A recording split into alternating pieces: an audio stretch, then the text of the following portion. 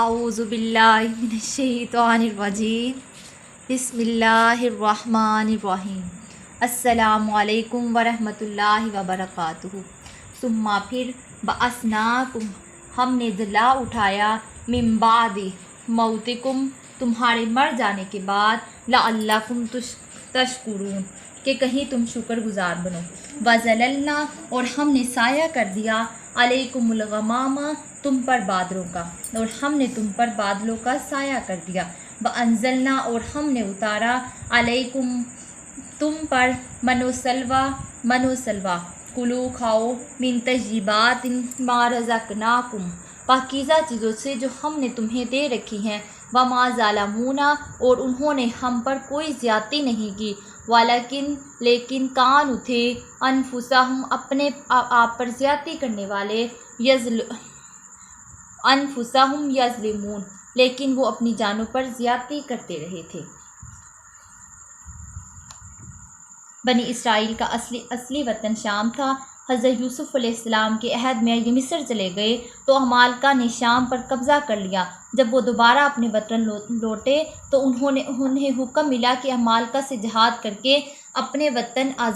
وطن آزاد کرائیں اور اس میں آزادی اور عزت کی زندگی بسر کریں، لیکن انہوں نے جہاد کرنے سے صاف انکار کر دیا، جس کی پاداش میں 40 سال تک طیہ کے ریگستان کی خاک چھانتے پھرے۔ پھر اس حالت میں بھی اللہ تعالیٰ کی نوازشات ان پر سایہ آفر رہیں۔ اس آیت میں ان انعامات کا ذکر ہے کہ دھوپ سے بچانے کے لیے اللہ تعالیٰ نے ان پر بادلوں کا سایہ کیا، پانی کے چشمے بہا دیے اور من و سلوہ ان کی خوراک کے لیے مہیا کر دیا۔ اسی طرح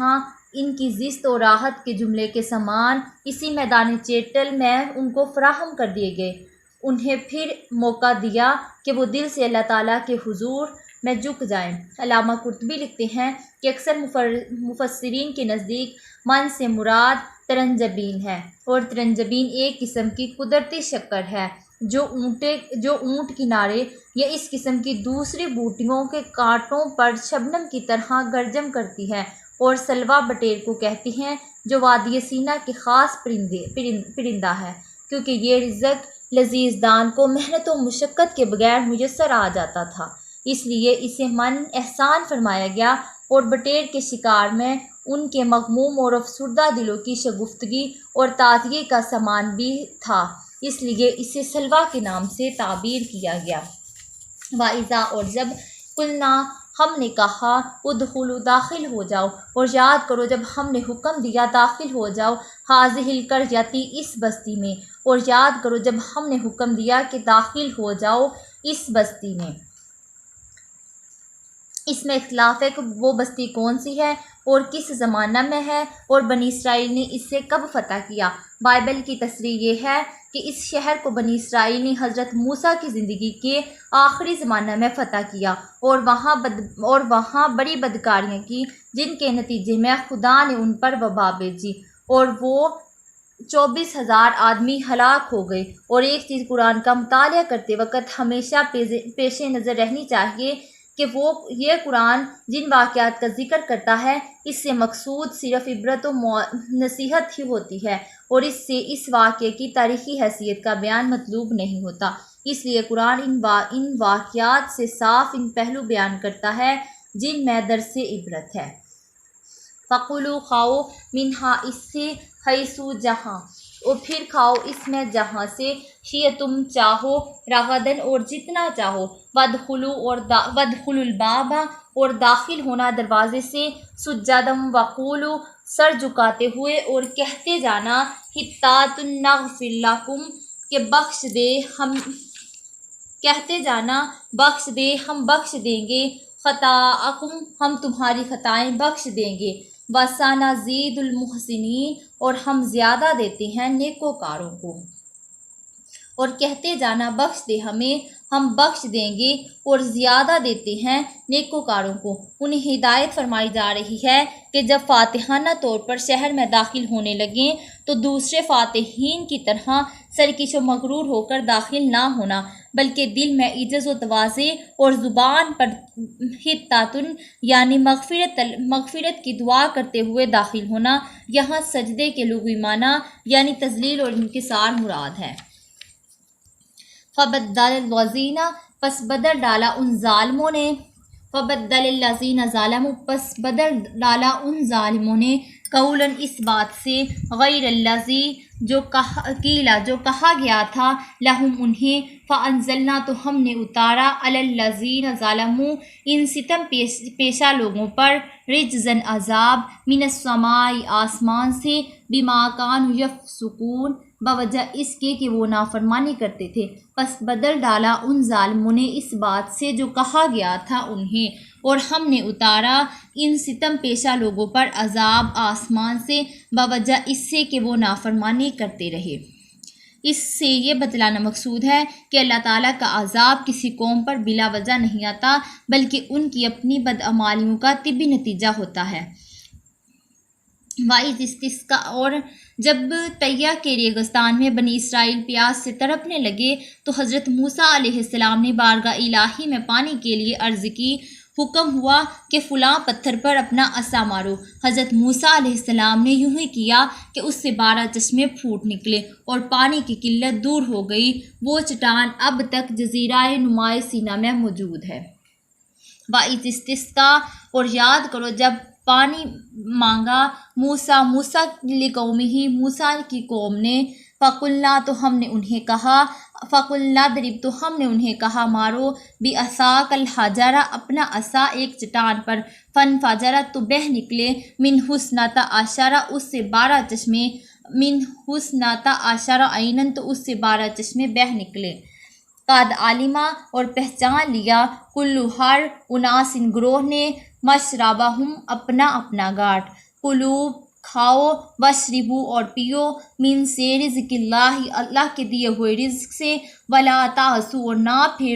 نہ پھرو فی الارض زمین میں مفسدین فساد برپا کرتے ہوئے۔ اور یاد کرو جب پانی مانگا موسیٰ کی قوم نے تو ہم نے فرمایا کہ اپنا عصا مارو ایک چٹان پر، تو فوراً بہہ نکلے اس چٹان سے 12 چشمے۔ پہچان لیا ہر گروہ نے اپنا اپنا گھاٹ، کھاؤ اور پیو اللہ کے دیے ہوئے رزق سے اور نہ پھرو زمین میں فساد برپا کرتے ہوئے۔ وَإِذَا اور جب قُلْتُمْ ہم نے تمہیں کہا یا موسیٰ اے موسیٰ لن نصبر ہم ہرگز صبر نہیں کر سکتے علی الطعام ایک ہی طرح کے کھانے علی الطعام واحد ایک ہی کھانے پر، فادعو تو دعا کیجئے لنا ہمارے لیے ربا کا اپنے رب سے، یخرج کے نکالے لنا ہمارے لیے مما اس سے تنبت الارض جو زمین اگاتی ہے۔ اور یاد کرو جب تم نے کہا اے موسیٰ ہم صبر نہیں کر سکتے ایک ہی طرح کے کھانے پر، سو آپ دعا کیجئے ہمارے لیے اپنے پروردگار سے کہ نکالے ہمارے لیے زمین کو جن کو زمین اگاتی ہے، من سے بقالہا ساگ وقصائہا ککڑی وفومہا گیہوں وعداسہا اور مسور وبصالہا اور پیاز، قالا فرمایا کیا تستبدلو کیا تم لینا چاہتے ہو الذی وہ چیز ہوا ادنا جو ادنا ہے بالذی اس کے بدلے وہوا خیر اس کے بدلے جو عمدہ ہے، اہبطوا مصرن اور جا رہو کسی شہر میں، فإنا پس بے شک لکم تمہارے لیے ما سألتم اور تمہیں مل جائے گا جو تم نے مانگا ہے، وضربت اور مسلط کر دی گئی علیہم الذلۃ ان پر ذلت، والمسکنۃ اور غربت، وباءوا بغضب من اللہ اور مستحق ہو گئے غضب الہی کے، ذالک یہ بأنہم کانوا یکفرون اس وجہ سے تھا جو وہ انکار کرتے تھے، بآیات اللہ اللہ کی آیتوں کا، ویقتلون اور قتل کرتے تھے نبیین انبیاء کو بغیر الحق ناحق، ذالک بما عصوا کانوا یعتدون یہ اس وجہ سے تھا کہ وہ نافرمانی کرتے تھے اور حد سے بڑھتے تھے۔ تو ہم نے انہیں دیا ساگ ککڑی اور گیہوں اور مسور اور پیاز۔ موسیٰ نے کہا کیا تم لینا چاہتے ہو وہ چیز جو ادنا ہے اس کے بدلے جو عمدہ ہے، جا رہو کسی شہر میں تمہیں مل جائے گا جو تم نے مانگا، اور مسلط کر دی گئی تم پر ذلت اور غربت، اور مستحق ہوگے عذاب الہی کے، اور یہ سب کچھ اس وجہ سے تھا کہ وہ انکار کرتے رہتے تھے اللہ کی آیتوں کا، اور قتل کرتے تھے انبیاء اکرام کو ناحق۔ یہ سب کچھ اس وجہ سے تھا کہ وہ نافرمان تھے اور حد سے بڑھ جایا کرتے تھے۔ یہاں یہ شبہ دل میں کھٹکتا ہے کہ قرآن کریم کہتا ہے کہ اللہ تعالیٰ نے بنی اسرائیل پر فقر و تنگ دستی مسلط کر دی، حالانکہ ان کا شمار دنیا کے امیر ترین اقوام میں ہوتا ہے۔ اس شبہ کو دور کرنے کے لیے جیوش کا اسکائنڈوپیڈیا نے مندرجہ ذیل فقرات ملاحظہ فرمائے ہیں کہ یہود یورپ کے جس ملک میں آباد ہیں، وہاں کی آبادی میں انہی کے مفلسوں کا تناسب بڑھا ہوا ہے۔ عوام یہود دوسری قوموں سے کہیں زیادہ غریب ہے، اور یہ اور بات ہے کہ ان کے چند افراد بہت زیادہ دولت مند ہیں۔ یہاں پھر اس امر کی وضاحت کر دی گئی کہ بنی اسرائیل پر ذلت و افلاس کا جو عذاب مسلط کر دیا گیا تھا وہ بلا وجہ نہ تھا، بلکہ ان کی اپنی نافرمانیوں اور کرتوتوں کی سزا تھی۔ اِنَّ بے شک الذین وہ لوگ جنہوں نے آمنوا ایمان لائے، والذین اور وہ لوگ ہادوا یہودی ہوئے، والنصارى اور عیسائی، والصابئین اور صابی، اور یقین کرو اسلام کے پیروکار ہوئے، یا یہودی عیسائی ہو یا صابی، اور جو شخص ایک دین کو، صابی کسے کہتے ہیں؟ جو شخص ایک دین کو چھوڑ کر دوسرا دین اختیار کرے اسے صابی کہتے ہیں، اور اصطلاح میں ایک مذہبی فرقے کا نام ہے جو شام عراق کی سرحد پر آباد تھا۔ یہ لوگ توحید اور رسالت کے قائل تھے۔ حضرت عمر اور حضرت ابن عباس رضی اللہ عنہم انہیں اہل کتاب سے شمار کرتے تھے اور ان کے ذبیحے کو حلال فرماتے تھے۔ من آمن باللہ، اور جو کوئی بھی ایمان لائے اللہ پر، والیوم الآخری، اور قیامت کے دن پر، وعمل صالحا، اور نیک عمل کرے، فلہم اجر عند ربہم، تو ان کے لیے ان کا اجر ہے ان کے رب کے ہاں، ولا خوف علیہم ولا ہم یحزنون، نہ کوئی اندیشہ ان کے لیے ہے نہ وہ غمگین ہوں گے۔ اور یاد کرو جو ایمان لائے اللہ تعالیٰ پر اور قیامت کے دن پر اور نیک عمل کریں، ان کے لیے ان کا اجر ہے ان کے رب کے ہاں، اور نہیں کوئی اندیشہ ان کے لیے اور نہ وہ غمگین ہوں گے۔ وَإِذَا، اور جب أَخَذْنَا مِيثَاقَكُمْ، اور یاد کرو جب ہم نے تم سے لیا پختہ وعدہ، وَرَفَعْنَا، اور بلند کیا تم پر، فَوْقَكُمُ الطُّورَ، اور بلند کیا تم پر طور کو، خُذُوا مَا آتَيْنَاكُمْ، اور پکڑ لیا جو ہم نے تم کو دیا تھا، بِقُوَّةٍ، مضبوطی سے، وَاذْكُرُوا، اور یاد کرو، مَا جو فِيهِ، اس میں، لَعَلَّكُمْ تَتَّقُونَ، تاکہ تم پرہیزگار بن جاؤ۔ اور یاد کرو جب ہم نے لیا تم سے پختہ وعدہ اور بلند کیا تم پر طور کو، اور حکم دیا کہ پکڑ لو جو ہم نے تم کو دیا ہے مضبوطی سے، اور یاد رکھنا وہ احکام جو اس میں درج ذیل ہے، شاید کہ تم پرہیزگار بن جاؤ۔ ثم، پھر، تولیتم، تم نے منہ پھیر لیا، من بعد، اس کے بعد، ذالک، یہ، اور تم نے منہ پھیر لیا اس کے بعد، فلولا، پس نہ ہوتا،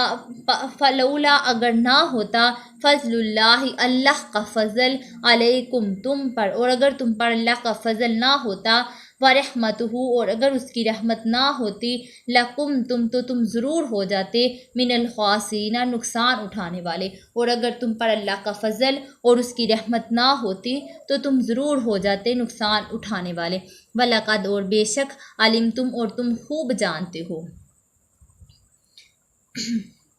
یہاں سے ایک ایسے واقعے کی یاد دہانی کرائی جا رہی ہے جو بنی اسرائیل کی تاریخ کا مشہور اور معروف واقعہ ہے۔ لفظ علمتم پر قد اور قد پر لام تاکید بلائے تاکید پر دلالت کرتا ہے، یعنی بلا شک و شبہ یقین تم اس واقعے کو جانتے ہو۔ الذین، اور وہ جنہوں نے، الذین اعتدوا، اور وہ جنہوں نے نافرمانی کی، منکم، تم میں سے، فی السبت، سبت کی، یعنی ہفتے کے دن کی۔ اللہ تعالیٰ نے بنی اسرائیل کے لیے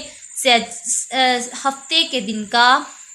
اللہ تعالیٰ نے بنی اسرائیل کے لیے ہفتے کا دن عبادت کے لیے مخصوص فرما دیا تھا۔ اس روز ان کے لیے کھیتی باڑی کاروبار، شکار وغیرہ تک ممنوع تھا۔ یہ حکم اتنا سخت تھا کہ اس کی نافرمانی کرنے والوں کے لیے قتل کی سزا مقرر تھی۔ بنی اسرائیل نے رفتہ رفتہ اس حکم کو بے اثر بنانے کے لیے حیلہ و فریب سے کام لینا شروع کر دیا۔ دریا کے کنارے گڑھے کھود کر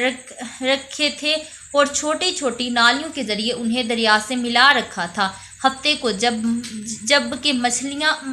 مچھلیاں شکار کی آمد سے نڈر ہو کر سطح آب پر کثرت سے نمودار ہوتی، ان نالوں کے دہانے کھود دیتے اور مچھلیاں کثیر تعداد میں پانی کے ساتھ ان گڑھوں میں چلی جاتی، پھر ان کے دہانے بند کر دیتے اور اتوار کے روز آ کر مچھلیاں پکڑ لیتے۔ اللہ تعالیٰ کی غیرت یہ برداشت نہیں کرتی کہ اس کے حکام شریعت